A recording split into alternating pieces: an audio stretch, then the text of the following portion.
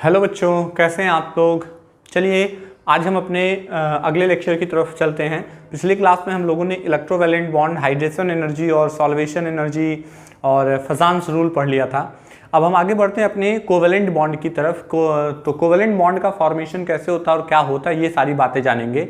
लेकिन उससे पहले बच्चों, आपको पता है कि जो बच्चे इस चैनल पे नए आए हैं वो तुरंत इसको सब्सक्राइब कर लें, सो दैट हम जब भी वीडियो अपलोड करें तो आपको तुरंत इसका नोटिफिकेशन मिल जाए और आप तुरंत ऑन टाइम उसको देख सकें। और फिर उसके बाद जो लोग चैनल को, जो भी वीडियो देख रहे हैं उसको लाइक ज़रूर करें।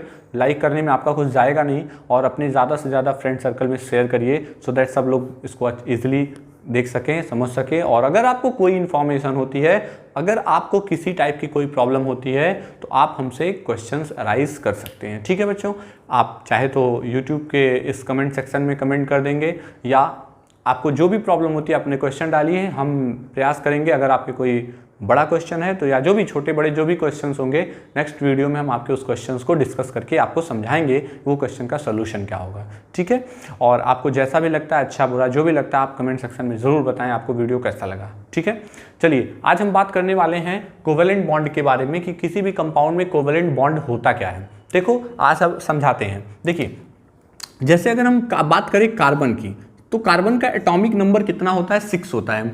अगर कार्बन का एटॉमिक नंबर 6 है तो इलेक्ट्रॉनिक कॉन्फ़िगरेशन करेंगे तो 1s2 2s2 एंड 2p2 होता है। आप सबको इलेक्ट्रॉनिक कॉन्फ़िगरेशन करने आता है। थर्ड चैप्टर में आप लोगों ने पीरियोडिक टेबल में इलेक्ट्रॉनिक कॉन्फ़िगरेशन करना सीखा है, तो या सेकंड चैप्टर में भी आपने इलेक्ट्रॉनिक कॉन्फ़िगरेशन ऑफ बाउर-ओल्हर्न प्रिंसिपल सब किया था, तो वहाँ पे ये सीखा हुआ है। तो 1s2 2s2 2p6 होना चाहिए था, लेकिन 6 इलेक्ट्रॉन है तो 2 2 4 और 2 6 पे ही खत्म हो जा रहे इलेक्ट्रॉन। ये इसका ग्राउंड स्टेट इलेक्ट्रॉनिक कॉन्फ़िगरेशन होता है। क्या बोलते हैं इसको? ग्राउंड स्टेट बोलते हैं। यानी ग्राउंड स्टेट में इसका इलेक्ट्रॉनिक कॉन्फ़िगरेशन कुछ ऐसा होता है। अब क्या होता है, जब ये एक्साइटेड स्टेट में जाता है तो 1s2 2s2 2s1 and 2p3 बन जाता है। ये कौन से में है? एक्साइटेड स्टेट में इसका इलेक्ट्रॉनिक कॉन्फ़िगरेशन है। अब हम आपको समझाते हैं कि ऐसा कैसे हुआ। देखो यहाँ पर अगर हम बात करें तो हम आउटर मोस्ट सेल की बात करते हैं। आउटर मोस्ट सेल में इसमें 2 इलेक्ट्रॉन है, तो बाबू इसके 2 इलेक्ट्रॉन में एक तो s ऑर्बिटल है और एक p ऑर्बिटल है। तो अब बताओ, p सबसेल है और एक s सबसेल है, तो s सबसेल में कितने ऑर्बिटल होते हैं? 1। और p सबसेल में कितने ऑर्बिटल होते हैं? 3। तो s में 1 और p में 3, तो 3 ऑर्बिटल आपको p में दिख रहे हैं और 1 ऑर्बिटल आपको s में दिख रहा है। अब s के कितने इलेक्ट्रॉन है? 2। तो यार आपको पता है कि हुंड और पाउली सब अप्लाई कर दीजिए, तो 2 इसमें हो गए और इसमें भी 2 है। तो पहले जब तक कि सारे ऑर्बिटल में सिंगल इलेक्ट्रॉन फिलअप नहीं हो जाएंगे, तब तक इलेक्ट्रॉनों की पेयरिंग नहीं होती। तो इसमें 2 हो गए। तो ये कौन सा स्टेट कहलाता है? ये ग्राउंड स्टेट कंडीशन में बना हुआ है। अब हम चलते हैं इसके एक्साइटेड स्टेट में। तो जब आप इसके एक्साइटेड स्टेट में जाते हो तो एक्साइटेड स्टेट में क्या होता है कि एस में केवल 1 इलेक्ट्रॉन है। अभी हम समझाते हैं ऐसा कैसे हुआ। एस में 1 इलेक्ट्रॉन है और पी में 3 इलेक्ट्रॉन हो गए। अब देखो, p में जब 3 इलेक्ट्रॉन हो गए तो ये इलेक्ट्रॉन इसमें माइग्रेट करके p में 3 इलेक्ट्रॉन हो चुके हैं और s में 1 इलेक्ट्रॉन हो चुका है। तो ये आपका s हो गया और ये आपका क्या हो गया? p हो गया। अब समझने की बात यहाँ पर क्या है कि आप सोचोगे कि ऐसा हुआ कैसे। देखिए, होता क्या है, स्टेबिलिटी का केस होता है। कोई भी सबसेल तभी स्टेबल हो सकता है, कोई भी एलिमेंट तभी स्टेबल हो सकता है जब उसमें जितने भी ऑर्बिटल हों, या तो वो कंप्लीटली हाफ फिल्ड हो या कंप्लीटली फुल फिल्ड हो। ऐसे कंडीशन में उसकी स्टेबिलिटी ज्यादा होती है। अगर वो कंप्लीटली हाफ फिल्ड या कंप्लीटली फुल फिल्ड नहीं होता है तो ऐसे केस में उसकी स्टेबिलिटी कम होती है। तो अब बताओ, यहाँ पर इसके पास तो एक फुल फिल्ड है, 2 हाफ फिल्ड और ये एकदम खाली है, तो इसका मतलब इसकी स्टेबिलिटी कम है। लेकिन यहाँ देखो, सब के सब में क्या है? सिंगल इलेक्ट्रॉन है, यानी सब एक जैसे हैं। इसका मतलब सब बराबर स्टेबल फील कर रहे हैं, तो सबकी स्टेबिलिटी एक जैसी होगी। आप सोचो, आप स्कूल में पढ़ रहे हो, आपके टीचर्स हैं, किसी बच्चे को एक वजह से मार दिए, मान लो कोई बदमाशी हुई क्लास में और किसी एक को मार दिए, बाकी को नहीं बोले, तो क्या होगा? कुछ कहेंगे ना, उनको मार दिए मुझे नहीं मारे, या मुझे मार दिए उसको नहीं मारे, ऐसा कुछ अनकंफर्टेबल। जो मार खाया है उसका सब लोग मजा लेंगे। और अगर सबको एक साथ पीट दिया जाए, किसी पर्टिकुलर प्रॉब्लम की वजह से सबको मार पड़े, तो अभी कोई वर्क दिया गया, वो वर्क कंप्लीट नहीं हुआ और सब मार खाए, तो कोई किसी का मजा नहीं लेगा। लेकिन अगर कोई एक मार खाया, कोई नहीं मार खाया, तो जो नहीं मार खाया वो जो मार खाया उसका मजा लेगा। समझते हैं बात? तो क्या है कि अगर सबको बराबर पड़ी हो तो कोई किसी का मजा नहीं ले, सब बराबर फील करेंगे, हाँ रिलैक्स, सब मार खाए हैं, समझ। जैसे एग्जाम में क्या हो रहा है, आप एग्जाम दे के आ रहे हो, सारे बच्चे पास हो गए, आप फेल हो गए तो बुरा लगेगा, सब फेल हो गए कम बुरा लगेगा। क्यों?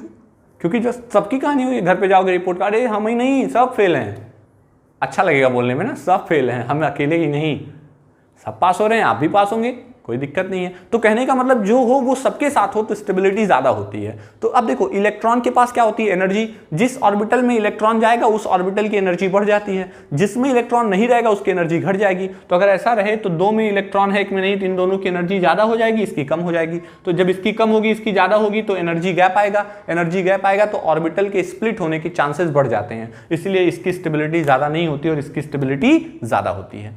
आई बात समझ में? अच्छा अब बताओ, अब कार्बन से कहा जाए कि तुम कैसे स्टेबल होगे, तो कार्बन तो क्या कहेगा, कार्बन कहेगा भाई हाफ फील्ड में तो स्टेबिलिटी होती है, ये ठीक है, लेकिन ज्यादा स्टेबिलिटी तब होगी जब सारे ऑर्बिटल फुलफिल्ड हो जाएं। और सारे ऑर्बिटल फुलफिल्ड होने के लिए कितने इलेक्ट्रॉन और चाहिए होंगे बाबू? 1 2 3 4, यानी इसको 4 इलेक्ट्रॉन्स की रिक्वायरमेंट अभी और है। अब क्वेश्चन ये बनता है कि ये 4 इलेक्ट्रॉन लेकर के, अच्छा एक बात और, अगर किसी तरीके से ये क्या करे, ये 1s2 तो हो और ये जो 4 इलेक्ट्रॉन्स आपको दिखाई दे रहे हैं 2s में भी 0 हो जाए और 2p में भी 0 हो जाए, यानी इसका मतलब क्या हुआ, ये 4 इलेक्ट्रॉन को लॉस कर दिया है, तब भी तो इसका डुप्लेट कंप्लीट हो जाएगा। क्या कंप्लीट हो जाएगा? डुप्लेट कंप्लीट हो जाएगा। और जब इसका डुप्लेट कंप्लीट हो जाएगा तो भी इसकी स्टेबिलिटी बढ़ जाएगी। या अगला केस बनता है कहीं से इसको 4 इलेक्ट्रॉन एक्स्ट्रा मिल जाएं तो ये 1s2 2s2 2p6 कर देगा और यहां पर ऑक्टेट कंप्लीट हो जाएगा। और जब आप इसका ऑक्टेट कंप्लीट कर देंगे तो भी इसकी स्टेबिलिटी ज्यादा हो जाएगी। कुछ बच्चे ऐसा भी सोच सकते हैं कि सर ऐसा करते हैं ना कि इसका जो 2 था अगर हम केवल इस 2 को लॉस कर दें, केवल इस 2 को लॉस कर दें तो भी तो सर इसका डुप्लेट कंप्लीट हो जाएगा। गलत बात। अब ये डुप्लेट हमेशा फर्स्ट सेल पे एप्लीकेबल होता है, सेकंड सेल में हमेशा ऑक्टेट ही कंप्लीट करना है, सेकंड सेल में आप डुप्लेट नहीं कंप्लीट कर सकते। सेकंड सेल में ऑक्टेट, फर्स्ट सेल में डुप्लेट। तो यहां पर ध्यान रखेंगे कि इसके डुप्लेट करने के लिए इसे 4 इलेक्ट्रॉन को लॉस करना पड़ेगा। क्या करना पड़ेगा? लॉस करना पड़ेगा। कितने इलेक्ट्रॉन को?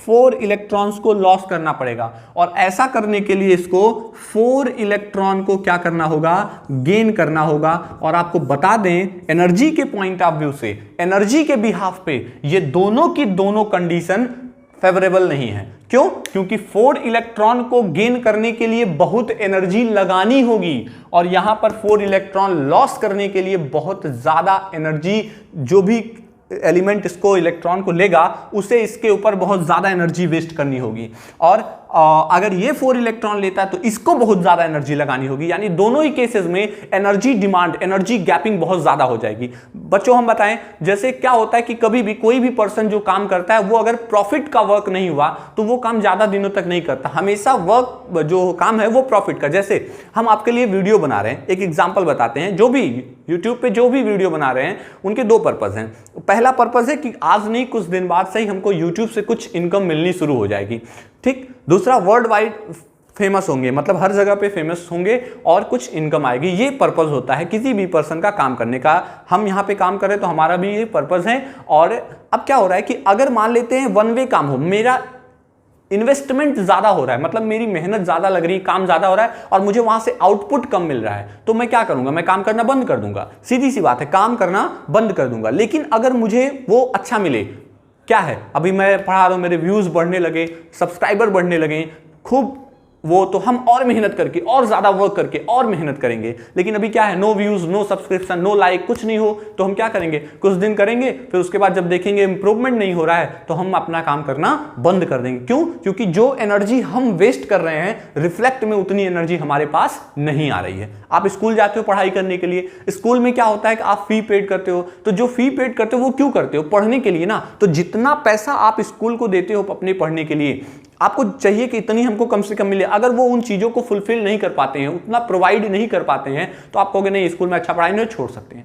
किसी कोचिंग क्लासेस जा रहे हो, आप जो फीस पेड करो, अगर आपको लगता नहीं ये हमें बैलेंस चल रहा है, अब आप कोचिंग की फीस पेड करो और वो टीचर जो आपका महीने में 2 दिन 3 दिन 4 दिन आ जाए, बाकी दिन गायब रहे, तो आप क्या करेंगे? उसको छोड़ देंगे। क्यों? क्योंकि आप जो एनर्जी प्रोवाइड करे उतनी फुलफिल्ड नहीं हो रही है। दुकानदार के यहाँ गए, 5 रुपए का सामान लिए, उसको 10 रुपए दिए और दुकानदार आपको 5 रुपये नहीं लौटाया तो आप नहीं काम करेंगे, नहीं उसके सामान लेंगे। या दुकानदार आपको 10 का दे, आप उसको 5 दीजिए, वो भी आपको नहीं देगा। यानी जब भी कोई इंटरेक्शन होता है किसी के साथ तो वहां पर एनर्जी का ट्रांसफर होता है। अगर वो एनर्जी जो ट्रांसफर हो रही है वो मैच करती है तब तो वर्क होता है, और अगर एनर्जी का ट्रांसफर कम ज्यादा होने लगा तो वर्क नहीं होता। इसीलिए ध्यान है, अमीरों के दोस्त अमीर ज्यादा होते हैं, गरीबों के गरीब होंगे। मतलब जो होता है वो अपने ही लेवल के लोगों के साथ फ्रेंडशिप रखता है। क्यों?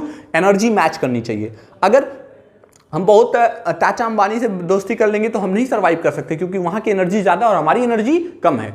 समझ है ना? तो चीजें मैच होनी चाहिए। अगर एनर्जी बराबर होगी तभी हम सर्वाइव कर सकते हैं। एनर्जी गैप ज्यादा हुआ तो प्रॉब्लम क्रिएट शुरू हो जाएगी। तो यही यहां पर कार्बन के साथ हो सकता है। अगर वो 4 इलेक्ट्रॉन को लॉस करेगा तो कोई भी एलिमेंट इसको इतनी एनर्जी देनी पड़ेगी, किसी भी एलिमेंट को जो इससे 4 इलेक्ट्रॉन लेगा, कि कोई जेन्युइन एलिमेंट उतनी एनर्जी प्रोवाइड नहीं कर पाएगा।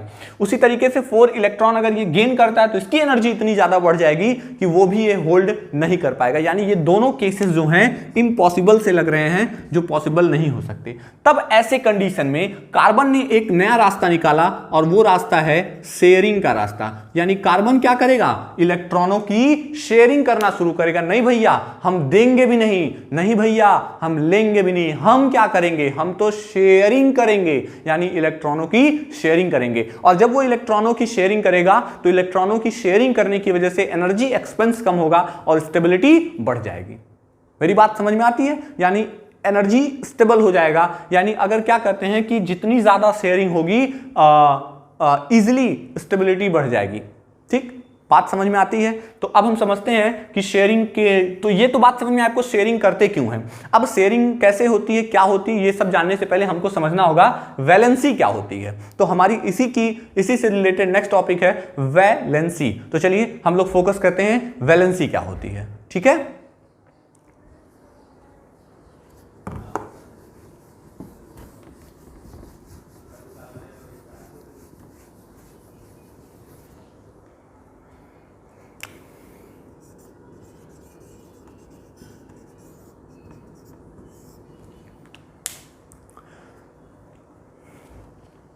चलिए देखिए वैलेंसी क्या होती है। वैलेंसी होती क्या है कि कोई भी एलिमेंट अपने आप को स्टेबल करने के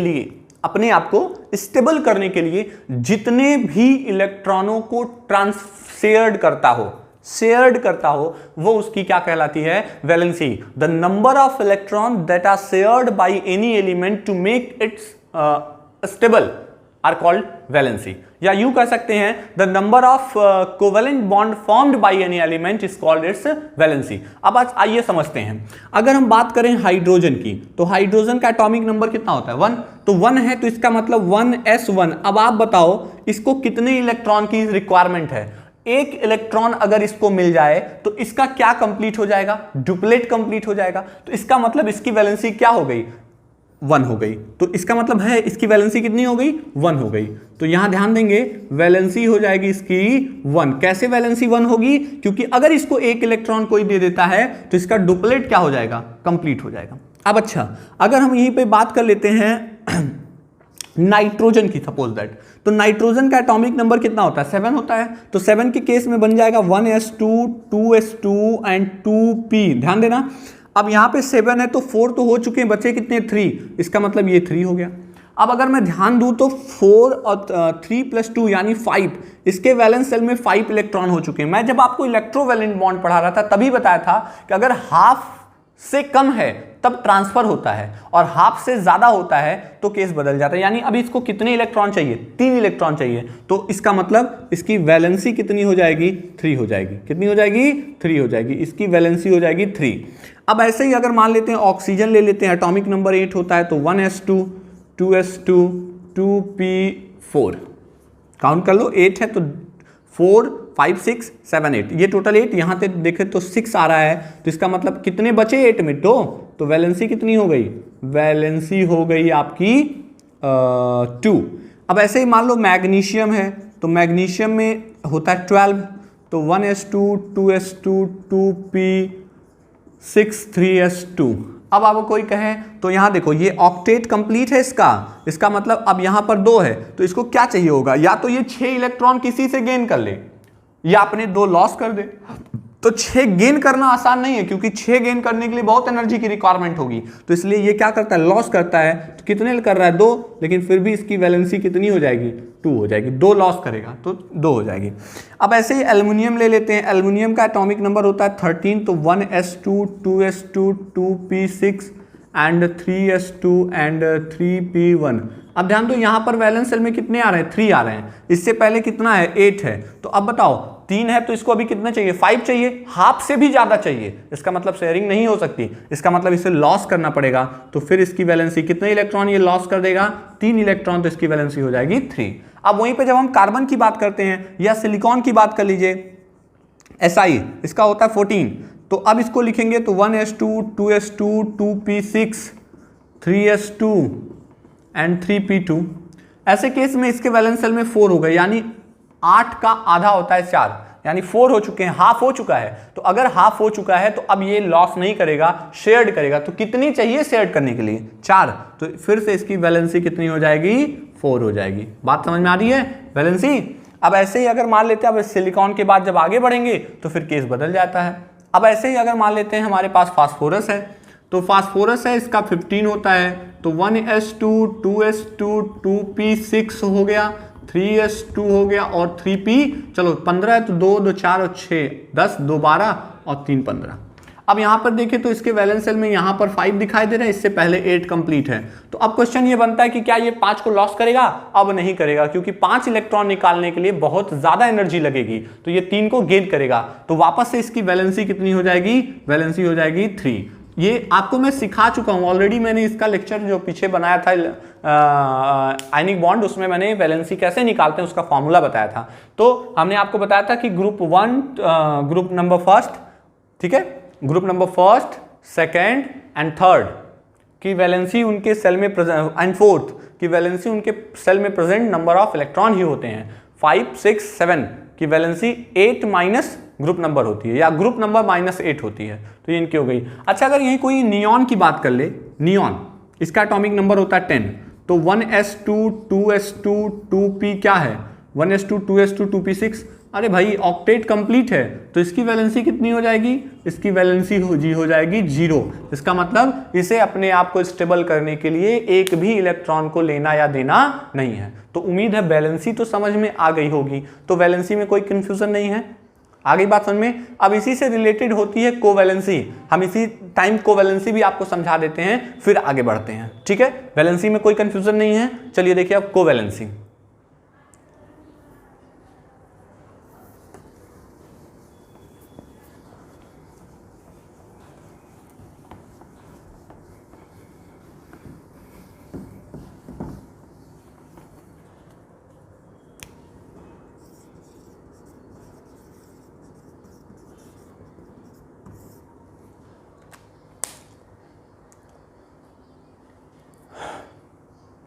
देखिए कोवैलेंसी क्या होती है, एक्चुअली सेकेंड पीरियड के बाद के एलिमेंट जो होते हैं, सेकेंड पीरियड के बाद के एलिमेंट जो होते हैं, या यूं समझिए कि ऐसे एलिमेंट जिनके आउटर मोस्ट सेल में वैकेंट डी ऑर्बिटल प्रेजेंट होते हैं, those element which possessed vacant d orbital in their outermost cell, they can exist their valency, they can extend their valency and the extended valency is called covalency। आइए समझते हैं। जैसे अगर मैं बात करूं फास्फोरस की, ध्यान से देखिएगा थोड़ा, मैं 2 एलिमेंट की बात कर रहा हूं, नाइट्रोजन और फास्फोरस। एक ही ग्रुप के मेंबर है, ग्रुप 15 के। तो यहां पर नाइट्रोजन का एटॉमिक नंबर 7 होता है और इसका 15 होता है। अब अगर मैं इसकी बात करूं तो 1s2 2s2 2p3 होता है। दिमाग लगाने की बात है, आपको मैं पहले भी बता चुका हूं, यहां एक बार फिर से समझ लीजिए कि फर्स्ट सेल, ये कौन सा सेल है, फर्स्ट सेल है, फर्स्ट सेल है। इसके जस्ट बाद ये कौन सा सेल है, सेकंड सेल है। फिर कौन सा सेल है, थर्ड सेल है। फिर कौन सा सेल आता है, फोर्थ सेल आता है। अब समझने की क्या बात है कि फर्स्ट सेल में केवल S होता है, सेकंड सेल में S एंड P दोनों होता है, थर्ड सेल में S P एंड D होता है, फोर्थ सेल में S P D and F सब सेल होते हैं। यानी अगर हम फर्स्ट सेल की बात करें तो उसमें केवल एक ही सब सेल होता है और वो होता है एस। सेकेंड सेल में 2 सब सेल होते हैं एस और पी। थर्ड सेल में 3 सब सेल होते हैं s p d. Fourth shell में 4 होते हैं s p d and f. इस तरीके से एक सेल के अंदर कितने सब सेल होते हैं ये लिखा हुआ है। ठीक है, समझ में आती बात। अब अगर मैं कहूं कि मैं कौन से सेल में हूं तो आप बोलोगे सेकंड सेल में हो, तो मैं कहूंगा सेकंड सेल में कौन होता है, सेकंड सेल में केवल एस और पी होता है। तो अब यहां पर एस में भी इलेक्ट्रॉन है, पी में भी इलेक्ट्रॉन है। अब बात करते हैं, कोई भी एलिमेंट उतने ही कोवेलेंट बॉन्ड का फॉर्मेशन कर सकता है जितने उसके पास अनपेयर्ड इलेक्ट्रॉन हो, यानी the number of covalent bond formed by any element is always equal to the number of unpaired electron present to that atom. ये हम आपको आगे वैलेंस बॉन्ड थियरी आएगी पढ़ने के लिए, वहां पर हम आपको बताएंगे इस चीज को। तो अभी यहां पे समझिए। तो अब अगर मैं कहूं कि एस में कितने ऑर्बिटल होते हैं, ये भी आपको पता है कि एस में केवल एक ऑर्बिटल होते हैं और उस हिसाब से इसमें 2 इलेक्ट्रॉन हैं। पी में कितने ऑर्बिटल होते हैं, पी में 3 ऑर्बिटल होते हैं, तो तीनों में एक एक भर दो। अब बताओ कि इसके पास जब 3 ऑर्बिटल हैं तो कितने बॉन्ड बना सकता है, केवल 3 बॉन्ड बना सकता है। कितने, 3। अगर ये चाहे भी तो चौथा बॉन्ड फॉर्म नहीं कर सकता। क्यों, क्योंकि ये इसको अनपेयर्ड नहीं कर सकता। तो इस तरह से वैलेंसी कितनी हो गई, बोलो, वैलेंसी हो गई आपकी 3। अब अगर मैं बात करूं यहां पर फास्फोरस की तो 1s2 2s2 2p 1s2 2s2 2p6 3s2 and 3p3। अब सोचने की बात क्या है कि 1s2 2s2 2p6 3s2 3p3 हुआ, लेकिन एक बात बताओ, थर्ड सेल में क्या डी सब सेल नहीं आता है? बिल्कुल आता है। थर्ड सेल में डी सब सेल भी आता है। तो क्या मैं 3d लिख दूं तो कोई दिक्कत है क्या? ये बात वही है कि मेरा घर है, मेरे घर में कमरे बहुत हैं, 2 कमरों में लोग रह रहे हैं और एक पूरा वैसे ही खाली पड़ा हुआ है। तो खाली तो है ना, है तो मेरा, खाली है वो अलग मैटर है। तो उसी तरह जैसे मैं समझाना चाहूं कि ये आपका न्यूक्लियस हो गया, फर्स्ट सेल, सेकेंड सेल और ये थर्ड सेल हो गई। समझ में आ रही बात? First shell, second shell, third shell. कौन सा सेल हो गया? ये फर्स्ट सेल है, ये सेकंड सेल और ये थर्ड सेल है। अब देखो, फर्स्ट सेल में केवल एक सब सेल होता है, इसको हम एस बोल देंगे। सेकंड में 2 होता है, एस और पी। थर्ड में 3 होता है, एस पी डी।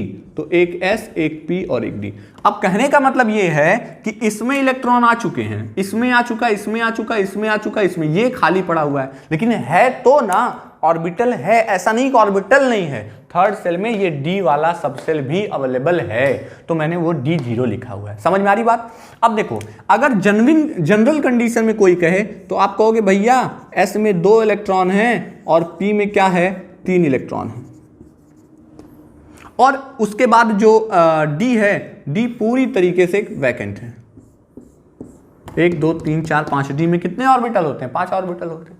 अब कोई आए कहे कि भैया कितने बॉन्ड बनाओगे, तो ये बोलेगा भैया मेरी तो वैलेंसी कितनी है, मेरी तो वैलेंसी 3 है, मैं 3 बॉन्ड का फॉर्मेशन करूंगा, ओनली एंड ओनली 3 बॉन्ड, केवल 3 बॉन्ड बनाएगा। समझिएगा, केवल और केवल 3 बॉन्ड बनाएगा।